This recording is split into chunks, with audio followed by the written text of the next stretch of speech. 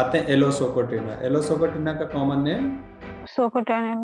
देखने में ऐसा लगता है कुछ प्लांट इसका। Adapted to indolent very person, एकदम आलसी टाइप के जो होते हैं ना, वेरी थके हुए, एकदम ऐसा लगता है बहुत काम कर लिए, जीवन से थक गए एकदम। Indolent very person averse to either mental और फिजिकल, ना तो इनको कुछ पढ़ाई लिखाई में मन लगता है, और ना, जैसे नहीं कहते कि कुछ बच्चे ऐसे होते हैं कि घर वाले दिन भर उनको गाली दिया करते हैं कि ना तो इसका पढ़ने में मन लगता है और ना ही ये कुछ घर का काम करता है। तो वैसे ही है, एवर्स टू आइदर मेंटल और फिजिकल लेबर, ना तो वो पढ़ाई लिखाई करना चाहता है और ना ही कोई फिजिकल काम करना चाहता है कि जो अच्छा सब्जी ले आओ बाहर से, या किराने का ये सामान ले आओ, या इनके यहाँ में लाओ, कुछ ऐसा कुछ नहीं। तो पूरी तरह से निठल्ला टाइप का जो आदमी है, इंडोलेंट, आलसी, परम आलसी टाइप का ये पेशेंट होता है।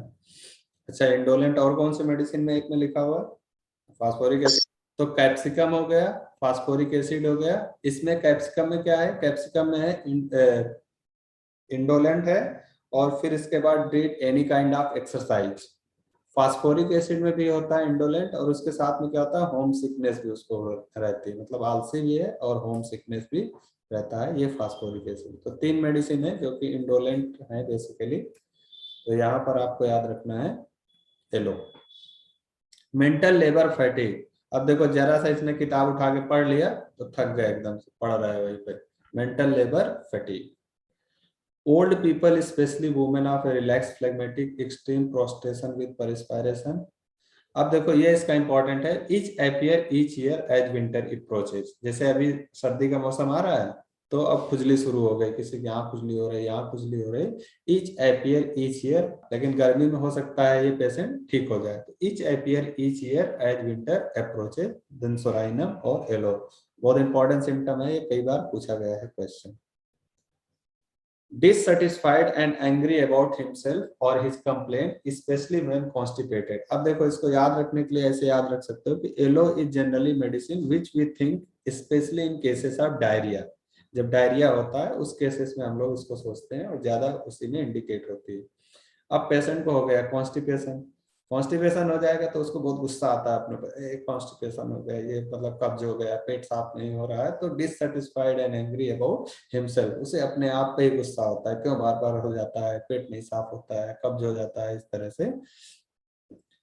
तो this is very important symptom कि dissatisfied and angry especially when constipated, मतलब डायरिया की जगह अगर उसको कॉन्स्टिपेशन हो जा रहा है तो बहुत अपने आप पे गुस्सा आती है।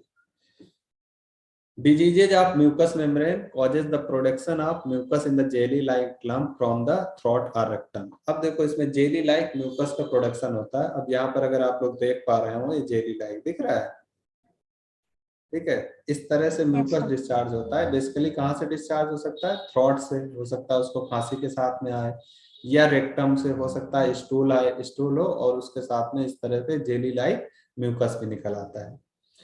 तो this is very important symptom. Headache across the forehead. अब एलो का हेडक कैसा होता है, इसमें देखना, हेडक में बहुत अच्छे अच्छे सिम्टम मिलेंगे और काफी important practically as well as theoretically. Headache across the forehead है, फोरहेड में इनको हेडक हो रहा है, and which is aggravated by every foot step. जैसे बेलाडोना ब्राइनिया में भी होता है ना, कि जितना भी चलेगा पेशेंट, जैसे मान लो ऐसे ऐसे चल रहा है पेशेंट, तो उसका क्या हुआ कि हेडक बढ़ जाता है। फोरहेड में है, जरा सा भी जार, झटका या मोशन लगता है तो उसका पेन बढ़ जाता है। तो aggravation from every foot step. Headache with heaviness of eyes, ठीक है, आंखों में क्या एकदम से भारीपन लगेगा और उसके साथ नाउजिया भी होगा। तो this one is very important, forehead में होगा, हर फुट स्टेप से बढ़ जाएगा, हर कदम पे उसका सर दर्द एकदम से बढ़ जाता है। हेडक और वर्स, अब इसका हेडक जो होता है ना, एकदम आर्सेनिक की तरह होता है। जैसे आप लोगों को याद हो कि आर्सेनिक का पेशेंट क्या कहता है कि हमारी पूरी बॉडी को तो रख दो बाहर, लेकिन हमारे सर को रख दो फ्रिज के अंदर, ठीक है। मतलब उसका हेड कैसे गर्म से बढ़ जाता है और ठंड से आराम होता है। सेम इज विद एलो, कि इसका कैसे हीट से सर है उसका दर्द बढ़ जाएगा, लेकिन it is better from cold application. जैसे ठंडे पानी की पट्टी रख लिया सर पे तो she is feeling good now. Headache alternating with lumbago, again very very important symptom. कभी पेशेंट को हेडक हो रहा है और कभी लंबैगो हो रहा है। लंबैगो मतलब, ठीक है, बैकएक, ठीक है। तो ऐसा भी आ सकता है कि हेडक अल्टरनेट विद लंबैगो। कभी पेशेंट को हेडक हो रहा है, मतलब 7 दिन से उसको हेडक हो रहा है, अब सर दर्द सही हुआ तो कमर दर्द होने लगा। अब पेशेंट 15-20 दिन बाद कमर दर्द सही हुआ तो फिर से सर दर्द होने लगा। तो this is alternation of symptom between headache and lumbar pain. Headache after insufficient stool, अब जैसे मान लो कोई पेशेंट है उसका पेट साफ नहीं हुआ सही से, तो अब उसका क्या हुआ, सर दर्द होने लगे। नहीं, कई बार पेशेंट आपके पास आएंगे क्लिनिक पे भी कि वो पेट नहीं साफ हो रहा 2-3 दिन से, इसलिए सर में दर्द बना रहता है। या कुछ लोग कहते हैं गैस हमारी सर में चढ़ गई है, तो सर दर्द उनको होता है हल्का हल्का, तो गैस सर में चढ़ गई है, पेट नहीं साफ हो रहा। अब डायरिया, जिसके लिए बहुत फेमस है हमारी मेडिसिन एलो। डायरिया में देखो क्या क्या इंपॉर्टेंट सिम्टम है। Diarrhoea has to hurry to close it immediately after eating और ड्रिंकिंग। जैसे ही पेशेंट ने कुछ खाया पिया, लंच किया, चाय पिया, स्नैक्स लिया, वैसे ही उसको तुरंत भागना पड़ता है क्लोजेट। क्लोजेट मतलब टॉयलेट के लिए उसको तुरंत भागना पड़ेगा। अब देखो एकदम से दौड़ के जा रहे हैं, नहीं तो ये छूट सकता है, उनको हो सकता है स्टूल रास्ते में हो जाए। With want of confidence in sphincter any, जैसे जो एनस के स्फिंक्टर होते हैं जो कि मतलब प्रॉपर उसको होल्ड रखते हैं, वो ऐसा लगता है कि उसमें मतलब पेशेंट को ऐसा लगता है। वांट ऑफ का मतलब क्या होता है, बेसिकली लैक ऑफ कॉन्फिडेंस। ठीक है, patient is not having confidence whether he or she will be able to hold his desire to stool, मतलब जैसे ही स्टूल की डिजायर हो तुरंत भागो, नहीं उसको लगता है कि अभी ये निकल जाएगा। Driving out of bed early in the morning, this is again very important symptom. जैसे कई पेशेंट होते हैं ना, उनको डायरिया होता है, तो एक ये कंफर्मेटरी सिम्टम के रूप में पूछा जाता है, अच्छा सुबह जब आप जगते हैं तो क्या तुरंत जाना पड़ता है या थोड़ी देर बाद जाते हैं? तो कुछ पेशेंट होते हैं नहीं, जगने के थोड़ी देर बाद टहलते हैं इधर उधर तब जाते हैं। कुछ होते हैं नहीं, कहते हैं कि हम जब तक बेड में लेटे रहते हैं तब तक तो ठीक रहता है, लेकिन जैसे ही उठे वैसे ही जाना पड़ता है। लेकिन सल्फर सोलाइनम रूमेक्स, इसमें क्या है कि driving out of bed early in the morning, मतलब पेशेंट का अगर इच्छा भी है, जैसे आजकल सर्दी का मौसम है, पेशेंट चाहता है चलो थोड़ी देर और लेटे रहें, लेकिन due to the desire of stool he or she has to go out of bed. ठीक है, driving out of bed early in the morning. बात समझ में आई इसमें? ठीक है, तो डायरिया की 3 बातें हो गई। कुछ भी खाने पीने के बाद उसे तुरंत भागना पड़ता है, जैसे कि प्रोटॉन टिग में होता है, और उसको लैक ऑफ कॉन्फिडेंस होता है इन इंस्पेक्टर एनी, एनस के जो इंस्पेक्टर होता है उसको ये विश्वास नहीं होता कि वो रोक पाएगा। Driving out of bed early in the morning. ठीक है, अब देखो एक और सिम्टम होता है इसका, when passing flatus sensation as if stool would pass with it. जैसे मान लो कभी कभी पेशेंट को गैस बन गई है और वो फ्लैटस पास कर रहा है, तो जब पेशेंट फ्लैटस पास करता है ना, तो उसको लगता है कि फ्लैटस के साथ में स्टूल भी पास हो जाएगा। तो this is very very important symptom कि, और ये पेशेंट आपको प्रैक्टिकली बताएंगे, theoretically this question is also very important. तो इसके लिए हम कौन सा निमोनिक बताते हैं, प्यारी मोना। ठीक है, ये निमोनिक आप लोग याद रखेंगे। प्यारी से कौन सा हो गया, पी से क्या हो गया, पाइरोजेन। ठीक है, और एम से क्या हो गया, म्यूरियाटिक एसिड। ओ से क्या हो गया, ओलिएंडर। Oleander sir. एन से क्या हो गया, नेट्रम नेक्टम नेट्रम। ए से एलोय। एलो। ठीक है, तो ये आप हमेशा याद रखिए कि पेशेंट को जब भी फ्लैटस पास करता है तो उसको लगता है कि फ्लैटस के साथ में स्टूल उसका निकल जाएगा। Sensation as if stool would pass with flatus. Cutting colic pain होता है इसमें, बेसिकली कहां पर होता है, राइट लोअर पोर्शन। देखो वहां पर एकदम हाथ रखे हुए है लेडी, अगर आप लोग ठीक से देखेंगे, right lower portion of abdomen में कटिंग ग्रिपिंग टाइप का पेन होता है। Excruciating pain before and during stool, बहुत तेज इसको दर्द होता है बिफोर, जैसे इसका जो पेशेंट होता है ना, डायरिया होगा उसके साथ पेट में दर्द होता है। All pain ceases after stool, but this one is important कि पहले उसको दर्द हो रहा है, स्टूल के समय उसको दर्द हो रहा है, लेकिन जैसे ही स्टूल पास हो जाएगा जितने भी पेन थे उसके सब क्या हो जाएंगे, बंद हो जाएंगे। तो all pain ceases during stool. Leaving profuse sweating and extreme weakness, अब जैसे मान लो ये पेशेंट था, ठीक है, इसको डायरिया हुआ था, गया, पेट में दर्द हो रहा था, राइट लोअर पोर्शन में दर्द हो रहा था। दर्द होने के बाद में जब गया तो दर्द उसका बंद हो गया और अब उसको पूरा पसीना पसीना हो गया। नहीं, स्टूल के बाद आया तो ऐसा लगता है बहुत बहुत बड़ा काम कर गया, पसीना पसीना हो गया और बहुत ज्यादा उसको वीकनेस होगा। Flats offensive burning copious much flats with small stool. अब देखो इसका फ्लैटस जो होता है बहुत ज्यादा इंपॉर्टेंट होता है। अब देखो बर्निंग इमेज यहाँ पर इसलिए लगा दिए ताकि आपको याद रहे। और एक चीज है यहाँ पर कि जो ये हम इमेज लगाते हैं तो इसका मतलब ये नहीं कि पेशेंट ऐसे ही शो करेगा, दिस इज जस्ट टू आपके दिमाग में जल्दी से चीजें बैठ जाए, रिकॉल हो जाए, इसलिए एक मतलब आइडिया देने के लिए इमेज लगाई जाती है। तो ऐसा नहीं कि आप ढूंढने लगोगे, नहीं पेशेंट ये जो इसी तरह कमर में हाथ रख के बताएगा तभी आप मानोगे कि नहीं ये एलो का सिम्टम है। तो this is to just give an idea, ये पिक्चर्स यहाँ पे यूज की जाती है। तो क्या है इसका कि फ्लैटस ऑफेंसिव है, it is burning and copious, बहुत ज्यादा ऑफेंसिव फ्लैटस होता है। जैसे नहीं होता कहीं पर आप बैठे हैं किसी सामान में और एकदम से बदबू जैसा कुछ हो गया, तो flats offensive and it is burning and copious, और बहुत ज्यादा होता है। Much flats with small stool. अब देखो जो येलो का पेशेंट होता है ना, जब भी जैसे वो डायरिया के लिए जाता है, स्टूल के लिए जाता है, तो कभी कभी होता है ना बहुत ज्यादा फ्लैटस पास होता है, बहुत नॉइज के साथ में पास होता है, ठीक है। खूब सारी आवाज होगी और हो सकता है स्टूल बहुत थोड़ा सा पास हो, तो फ्लैटस बहुत ज्यादा पास हो रहा है, स्टूल बहुत कम पास हो रहा है, उसके साथ में नॉइजी फ्लैटस भी इसका होता है। Burning in anus after passage of flatus, flatus pass कर दे। अब जैसे मान लो जनरली क्या होता है, पेशेंट ने स्टूल पास किया तब उसमें बर्निंग रहता है, जैसे नहीं सल्फर वगैरह में है या एस्कुलस में है कि पेशेंट को हेमोराइड्स है, स्टूल पास किया, हार्ड स्टूल था, इसके बाद बर्निंग उसको बनी रही बहुत देर तक। लेकिन यहाँ पर बर्निंग क्या है, after passing of flatus, even flatus pass करने के बाद में भी उसको एनस में बर्निंग रहती है। ठीक है, तो डिफरेंस समझ में आ रहा है ना। सल्फर वगैरह में क्या है स्टूल पास करने के बाद में, जबकि येलो में क्या है कि इवन फ्लैटस कर पास करने के बाद में भी उसको बर्निंग बनी रहती है। Solid stool and masses of mucus pass involuntary, this is very very important symptom, ठीक है।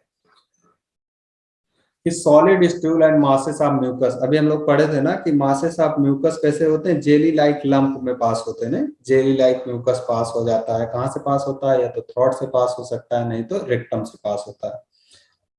अब यहाँ क्या हुआ कि सॉलिड स्टूल मतलब इसके लिए केंट ने एक केस शेयर किया है अपनी मटेरिया मेडिका में, अगर आप लोग पढ़ेंगे तो केंट्स मटेरिया मेडिका में, कि एक बार वो एक बच्चे का ट्रीटमेंट कर रहे थे, ठीक है। एक बच्चा था बहुत बीमार था, तो केंट को बुलाया गया, ठीक नहीं हो रहा था बहुत दिन से, लगातार उसकी हालत बिगड़ती जा रही थी, तो ऐसा लग रहा था कि मतलब बच्चा बचेगा नहीं या बहुत क्रिटिकल हो जाएगा, सीवियर हो जाए, तो केंट को बुलाया गया वहां पर देखने के लिए। तो डॉक्टर चेट्टी केंट जब वहां पर पहुंचे, बहुत देर तक केस टेकिंग और ये सब करने के बाद में क्या हुआ, इन्होंने किसी तरह बच्चे को इधर उधर उल्टा पलटा, तो देखा कि मतलब जो बच्चे का वो बेड था उसमें सॉलिड स्टूल, मतलब थोड़ा सा स्टूल पड़ा हुआ है और साथ में म्यूकस जैसा पड़ा हुआ है। मदर से पूछा ये क्या है, तो बोले कि ये पास कर देता है इसी तरह स्टूल, मतलब ऐसे थोड़ा थोड़ा पास हो जाता है और इसको पता ही नहीं चलता है। Then on the basis of this symptom ही प्रिस्क्राइब द मेडिसिन एलो। ठीक है, तो इसी सिम्टम को लेकर उन्होंने एलो प्रिस्क्राइब किया था, पेशेंट वाज क्योर्ड। ठीक है, तो ये आप स्टोरी याद रखेंगे तो सिम्टम भी याद रहेगा। केंट गए बच्चे को देखने, वहां पर बेड में सॉलिड स्टूल था, उसके साथ में जेली लाइक म्यूकस भी निकला हुआ था और बच्चे को पता भी नहीं लगता था, इट पासेस इनवॉल्वेंट्री। ठीक है, जैसे पानी जैसा स्टूल पास हो जाए दैट इज मतलब वो समझ में आता है कि पता नहीं लगा उसको, लेकिन सॉलिड स्टूल निकल जाए और उसको पता नहीं चल रहा है, that is the peculiar symptom. Hungry during diarrhoea, ठीक है, डायरिया के समय क्या होता है, पेशेंट भूख लगती है उसको, हंग्री ड्यूरिंग डायरिया। अब पेशेंट जैसे मान लो हंग्री है, ठीक है, भूखा है। अब एक पेशेंट को क्या होता है डायरिया, या कह सकते हैं हंग्री ड्यूरिंग डायरिया, मतलब डायरिया के समय इसको भूख लगती है। एक है कि हेडक ऑलवेज हंग्री ड्यूरिंग, कौन सी मेडिसिन है, मेडिसिन है सोराइनम, मतलब पेशेंट को जब भूख लगेगी तो क्या होगा, उसको सर दर्द होने लगेगा। और यहाँ पर क्या है कि उसको डायरिया के समय भूख लग रही है, पेशेंट हो सकता है बैठे बैठे भी खाता पीता रहे कुछ। अब देखो इसको डायरिया में और एक दो चीजें इंपॉर्टेंट है कि बिफोर स्टूल क्या होगा, ड्यूरिंग स्टूल क्या होगा और आफ्टर स्टूल क्या होगा। तो बिफोर स्टूल रंबलिंग, जैसे नहीं गड़गड़ाहट की साउंड होती है पेट में, गड़गड़ कुछ हो रहा है, वायलेंट, एक तो रंबलिंग टाइप का साउंड होगा, दूसरा क्या होगा वायलेंट सडन अर्जिंग, और एकदम से इच्छा होगी, मतलब बैठे अभी क्लास चल रही एकदम से गड़गड़ाहट, मतलब गड़गड़ाहट हो रही नहीं हो रही, एकदम से सडन डिजायर हुआ कि अब स्टूल जाना है। हैवीनेस इन द रेक्टम, और रेक्टम में क्या होता है भारीपन फील होता है। ड्यूरिंग स्टूल क्या हो, तो बिफोर स्टूल क्या हुआ, रंबलिंग साउंड है, गड़गड़ाहट की आवाज आ रही है और उसके साथ में रेक्टिनेस फील हो रहा है और उसको पेशेंट को सडन अर्जिंग हुई। ड्यूरिंग स्टूल क्या होगा, टिनेस्मस एंड मच फ्लैटस, बहुत ज्यादा मरोड़ होगी और उसके साथ बहुत ज्यादा फ्लैटस पास होगा। आफ्टर स्टूल क्या होगा, ऑल पेन सीजेज, जितने उसके दर्द है ना वो क्या हो जाएंगे, ऑल सीजेज, और साथ में पेशेंट क्या हो जाएगा, फेंटनेस। नहीं अभी वहां पर था कि इतना ज्यादा पेशेंट स्टूल के बाद क्या हुआ, बहुत ज्यादा पसीना निकल रहा था और वीकनेस फील हो रहा था। तो ये तीन चीजें याद रखना, before stool, during stool and after stool. Haemorrhoids again very very important symptom, haemorrhoids इसका बहुत इंपॉर्टेंट है। हेमोराइड ब्लू, ठीक है, पहले तो कलर याद रखना है, पहले होता है ब्लू होता है, like a bunch of grapes, ठीक है, जैसे अंगूर के गुच्छे होते हैं ना उस तरह से, ठीक है, अंगूर के गुच्छे की तरह इसका हेमोराइड्स होता है। अगर आप ओरिजिनल इमेज देखें तो कुछ ऐसा दिख सकता है, हेमोराइड्स ऐसे फूले रहते हैं और it's very painful. Constant bearing down in rectum, लगातार रेक्टम में एक बियरिंग डाउन टाइप का सेंसेशन बना रहता है। ब्लीडिंग, सोर, tender, hot and relieved by cold application. अब देखो इसका जो ये होता है ना, कोल्ड एप्लीकेशन से आराम, जैसे मान लो पेशेंट गया स्टूल के लिए और वहां पर इसने ठंडे पानी से वॉश कर लिया, ठीक है, कोल्ड वाटर से वॉश कर लिया, देन उसका जो दर्द वगैरह था वो थोड़ी देर के लिए आराम हो जाएगा। ऐसे उसको हॉट फीलिंग होती है, दर्द होता है और ब्लीडिंग भी प्रेजेंट हो सकता है। इंटेंस इचिंग, और साथ में क्या होता है, खुजली भी बहुत ज्यादा होती है इन हेमोराइड्स में। तो हेमोराइड्स में तीन चीजें आपको याद रखना है, ये ब्लू होता है like a bunch of grapes, अंगूर के गुच्छे की तरह होता है, और ऐसा म्यूरियाटिक एसिड में भी होता है, और इसमें क्या होता है, बियरिंग डाउन सेंसेशन रेक्टम में बना रहेगा। साथ में एक चीज इंपॉर्टेंट है कि इचिंग भी इसमें होगा, और इसका मॉडलिटी इंपॉर्टेंट है कि it is ameliorated by cold water, ठंडे पानी से वॉश कर लिया, ठंडे पानी में थोड़ी देर बैठ गया, patient will get relief. Etching and burning in anus preventing sleep, इतना ज्यादा खुजली होती है वहां पर कि वो सो भी नहीं पाता, पता लगा रात में सोने गया इतना खुजली होने लगी कि इट इज प्रिवेंटिंग स्लीप, सोना भी उसका क्या हो गया, दोपहर हो गया, मतलब सो भी नहीं पा रहा। और किस मेडिसिन में है ये, इंडिगो, यस, ठीक है, इंडिगो मेडिसिन है, तो इंडिगो में भी है और येलो में भी है सिम्टम कि इतना ज्यादा इचिंग और बर्निंग होगा एनस में कि preventing sleep. In many chronic diseases with abdominal plethora and congestion of portal circulation develop suppressed eruption, जैसे सल्फर होता है उसी तरह ये भी सप्रेस्ड इरप्शन वगैरह को डेवलप कर सकता है अगर ये लोग वहां पर प्रिस्क्राइब किया जा रहा है तो, और उस पेशेंट को इरप्शन सप्रेस हुए हैं तो उसको डेवलप कर सकता है। एग्रीवेशन है early morning, sedentary life, hot से एग्रीवेशन है, देखो ना कोल्ड से इसको आराम हो रहा है, कहाँ कहाँ से कोल्ड में आराम हो रहा था, सर दर्द में भी कोल्ड से आराम हो रहा था और इसको हिमोराइड से आराम हो रहा था। ईटिंग या ड्रिंकिंग से एग्रीवेशन है, जैसे ही पेशेंट कुछ खाता पीता था उसको भागना पड़ता था। एमिलेशन कोल्ड वाटर से है, कोल्ड वेदर से है। Discharge of flats and stool से भी थोड़ा बहुत इसको आराम हो जाता है। नहीं स्टूल के बाद में था कि all pain ceases after stool. तो दिस वाज ऑल अबाउट एलोसोपोटिन।